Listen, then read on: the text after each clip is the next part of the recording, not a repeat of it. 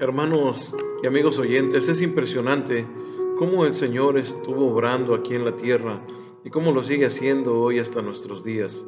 Damos gracias a Dios por esta gran bendición de poder seguir conociendo su palabra, de poder seguir estudiando este evangelio del libro de Mateo. Cómo estuvimos observando una mujer que estaba enferma y no había tenido respuesta de los médicos. Hasta el día de hoy sabemos nosotros, esta mujer quería o tenía la intención de tocar solamente el manto del Señor. Sabemos, hermanos, que no había promesa, no había un patrón que indicara que al tocar el manto de Jesús traería sanidad. Parece que la mujer creyó esto de una forma, vamos a llamarlo supersticiosa, aunque su fe tenía elementos de error y de superstición. Ella creyó en el poder sanador de Jesús. Y su manto sirvió como un punto de contacto entre esa fe.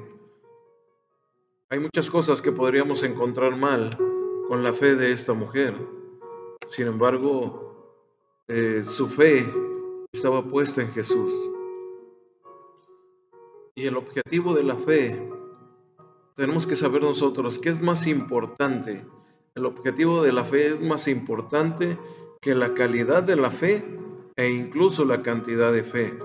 En este caso, hermano, el objetivo era el Señor Jesucristo. Ella era lo suficientemente, por lo que vemos aquí, ignorante para poder pensar que la sanidad salió del Señor inconscientemente.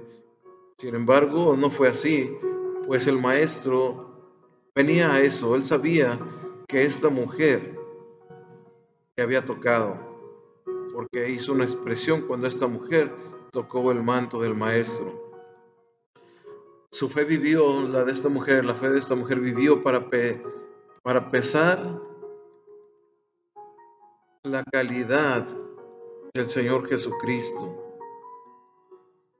Esta mujer, a pesar de su ignorancia, triunfó gracias a su valentía y gracias a su destreza para llegar hasta donde estaba Jesús. La mujer fue salva.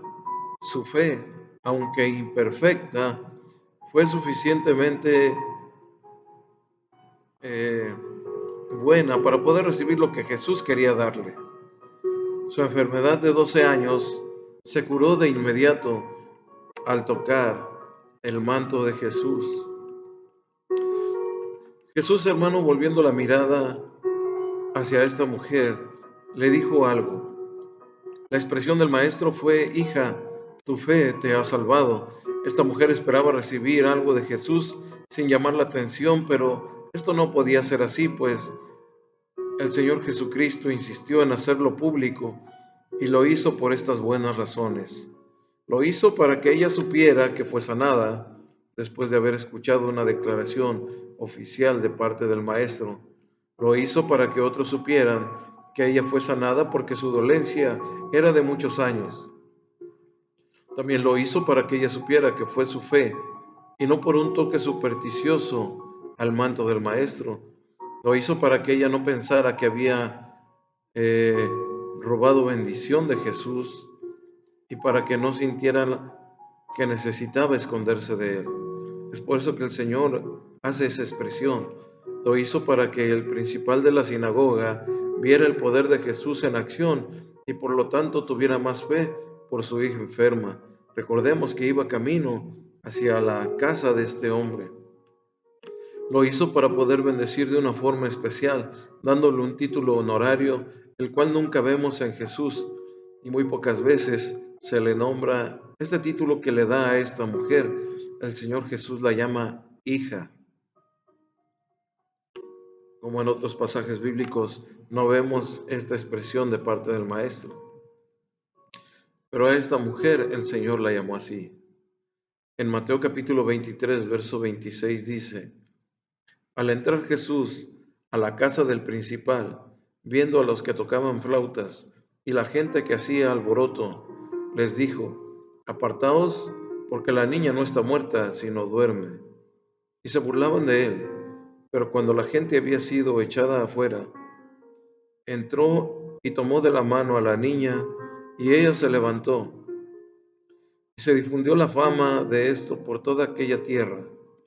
Jesús, a pesar del desprecio, levanta a una niña de los muertos. Dice la palabra que se difundió su fama por todo aquel lugar.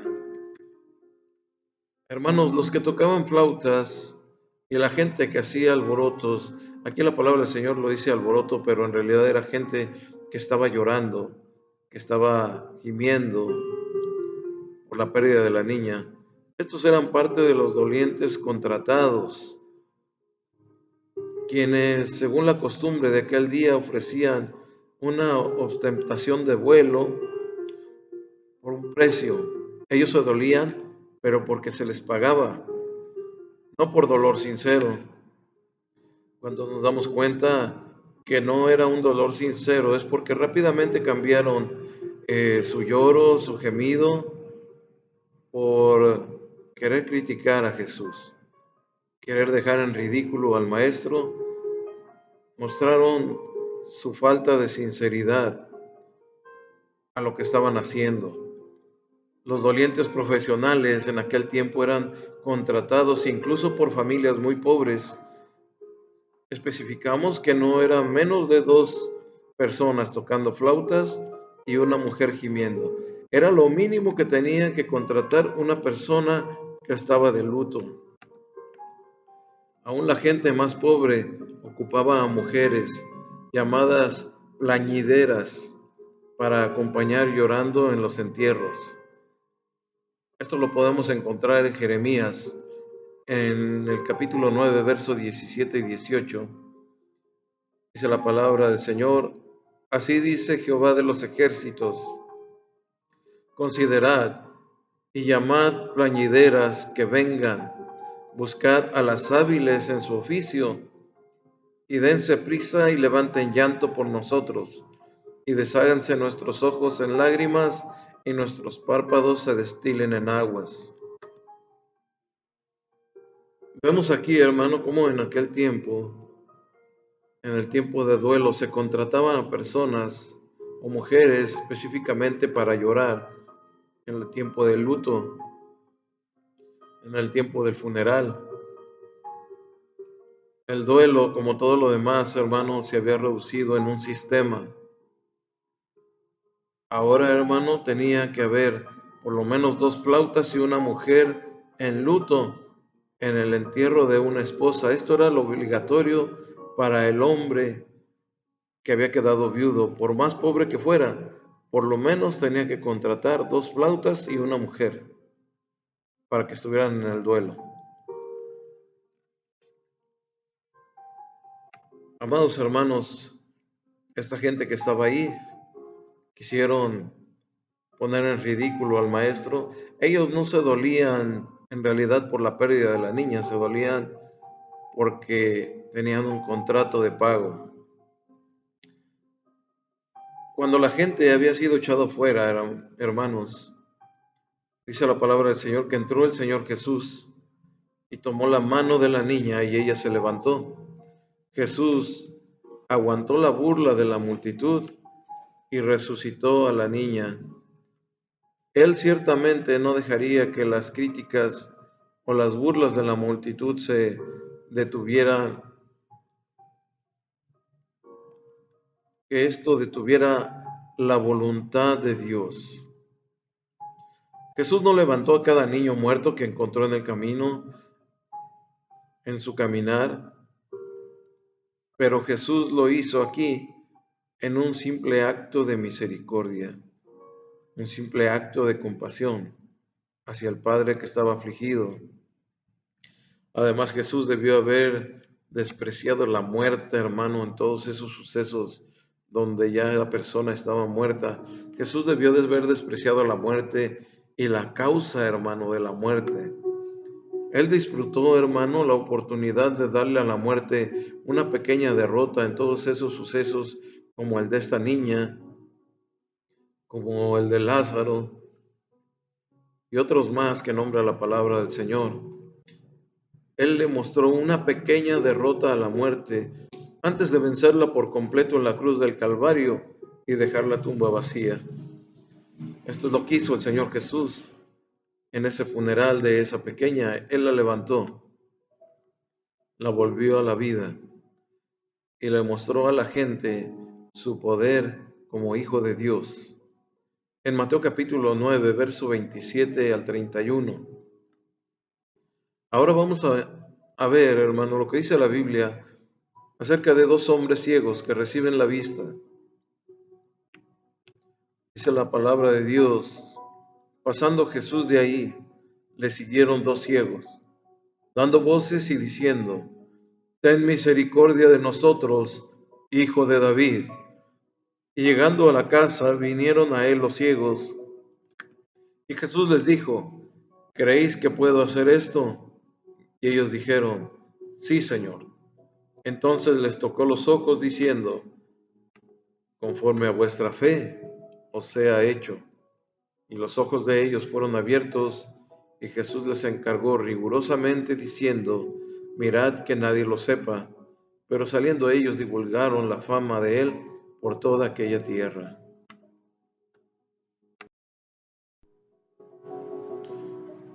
Como podemos darnos cuenta, hermano, estos dos ciegos siguieron al maestro. Eh, Al imaginar cómo estos hombres siguieron a Jesús, no fue fácil para estos hombres, pues su condición les impedía ver a Jesús y por dónde el Señor caminaba.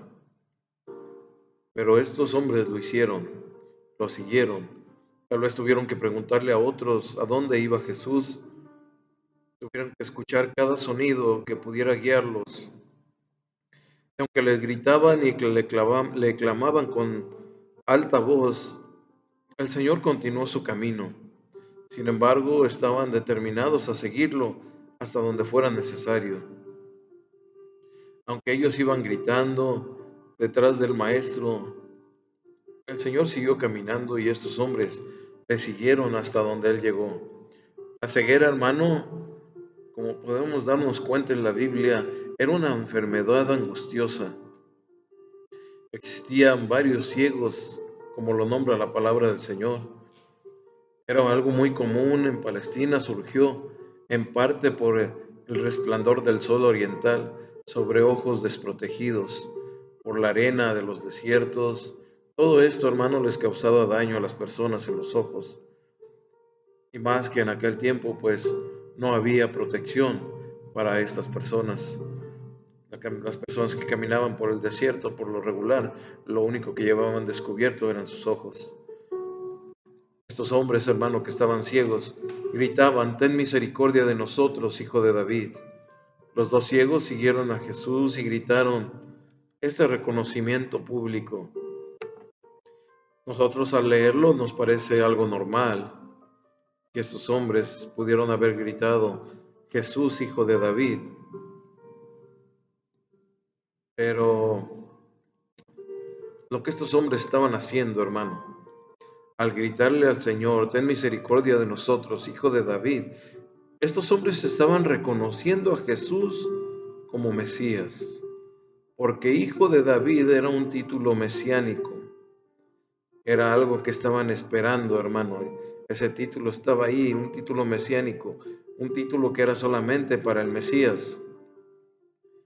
Ellos le pidieron a Jesús lo mejor que podían pedir, y fue misericordia. Su única apelación era por misericordia. Lo que ellos querían era misericordia. No se habló sobre el mérito, ni hubo ruegos de sus sufrimientos pasados, del hambre que tal vez pudieron haber tenido o la sed, ni de sus esfuerzos perseverantes, ni de sus resoluciones para obtener las cosas, un hogar, la comida, tal vez el vestido también. Ellos no se acordaron de todo lo que habían vivido. En ese momento solamente dijeron: ten misericordia de nosotros. Nunca ganará una bendición de Dios alguien que exige como si tuviera derecho a ella.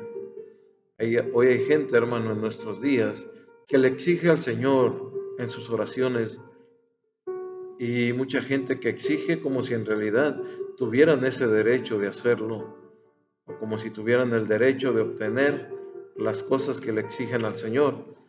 En realidad estos hombres solamente dijeron: ten misericordia de nosotros. Esta es la primera vez que Jesús es llamado Hijo de David. Y no cabe duda, hermano, de que los ciegos estaban confesando a Jesús como el Mesías. En Juan capítulo 9, verso 22 nos dice que los fariseos, hermano, acordaron que cualquiera que confesara que Jesús era el Mesías sería expulsado de la sinagoga. Cualquier persona que nombrara a Jesús como Mesías iba a ser expulsado de su centro de reunión. Aunque la ocasión en Juan parece haber sido después de que hubo pasado esta sanidad de los ciegos, podemos creer que hubo un gran valor en ellos por llamar a Jesús Hijo de David. Hubo un gran valor en estos hombres, aunque sabiendo que pudieran haber sido expulsados de los centros de reunión, que ellos no iban a tener cavidad en ellos le gritaron a Jesús, Hijo de David. Dice la palabra del Señor que llegaron a la casa, vinieron a él los dos ciegos que le seguían, y Jesús no trató a los ciegos hasta que estaban adentro de ella. Pudo haber sido, hermano, tal vez para, no sé, tratar de amortiguar la expectativa de lo que estos hombres iban hablando al decirle o proclamarlo como Mesías. Y lo que el Señor quería hacer era un milagro en estos hombres que eran públicos y que en un tanto, vamos a llamarle dramáticos, al ir detrás del maestro gritándole. El Señor les pregunta a estos hombres, ¿creéis que puedo hacer esto?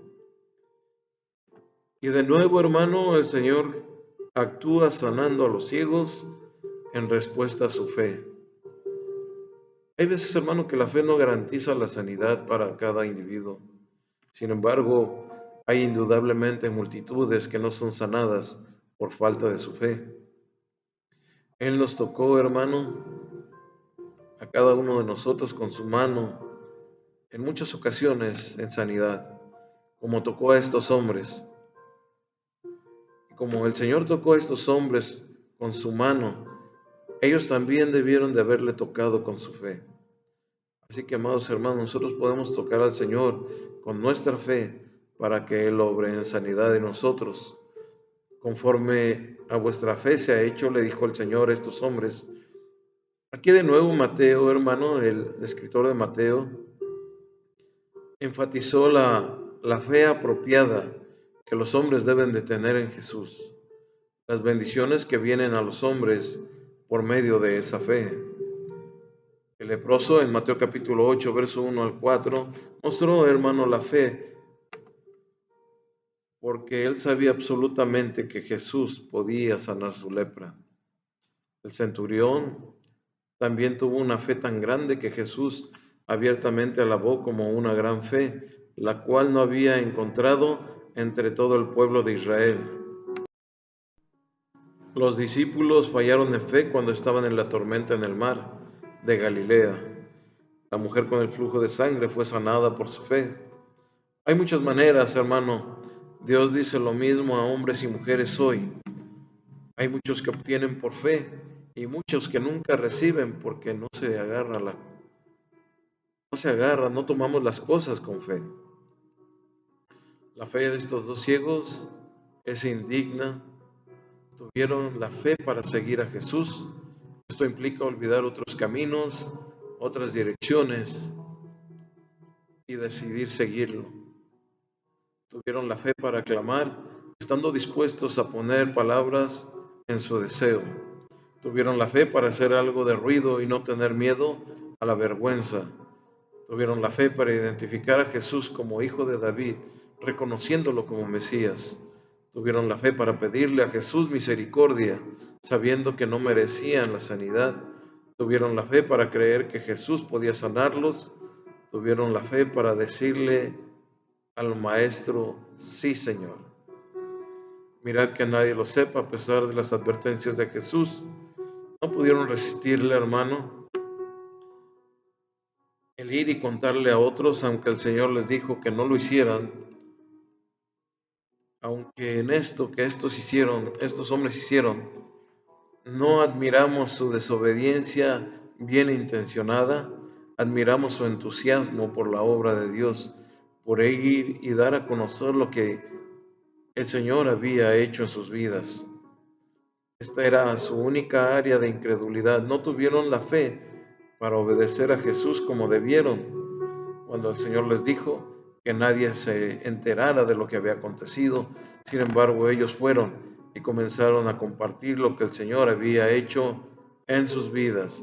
Prácticamente, hermano, el Señor cambió la vida de estos hombres que eran ciegos y ahora podían ver gracias al poder sanador de nuestro Señor Jesucristo. Nos damos cuenta, hermano, cómo estas gentes que conocieron a Jesús, cómo había algo, hermano, en las personas que les hacía creer en Él. Los milagros apenas comenzaban a ser vistos por la gente, pero muchos de ellos tuvieron la fe para seguir al Señor. Vamos a continuar en un siguiente video, tratando de terminar el capítulo 9 de Mateo. Viene algo extraordinario, hermano, vamos a llamarle extraordinario, a lo que el Señor Jesús hizo con un hombre que estaba mudo y el Señor también le dio la sanidad. Que Dios los bendiga y que tengan una semana bendecida.